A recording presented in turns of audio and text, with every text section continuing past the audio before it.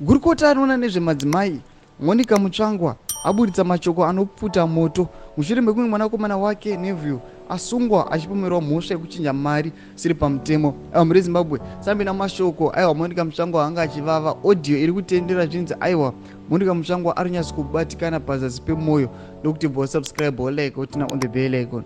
Notopinda muchinzi nephew akasungwa aiwa ari kumba kwake kuMount Pleasant muHarare nenyaya yekutengesa zviri pamutemo forex.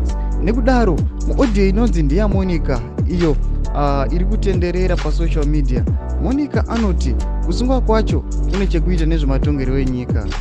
Anowedzera kuti mwanakomana wake haaite zveforex uye anoti sei kusungwa kwacho kwakarongwa kuti kuitike iye ari kunze kwenyika. Ndeo mashoko ari achitaurwa panapa naMonica Mustvangwa achiti sei zvazongoitika iye Monica Mustvangwa wacho asipo. Sachibotudzai mafungiro enyu nokuti akaona kuti aiwa Monica Mustvangwa zviri kunyaso kumugwadza achiti aiwa izvi zvinenge zvavo zvepolitics izvi hazvisiri zvega izvi mwana wangu hatomboitikana zveforex anenge wauda kutifikisa. Aiwa chibotudzai mafungiro enyu. Munoiziva history yaMonica Mustvangwa neZANU-PF, munoziva Hombe dzakambovhurawo mazumo, asi chibotudzai mafungiro enyu pinenge comment section medu. Saka no subscribe, like, join on the bell icon.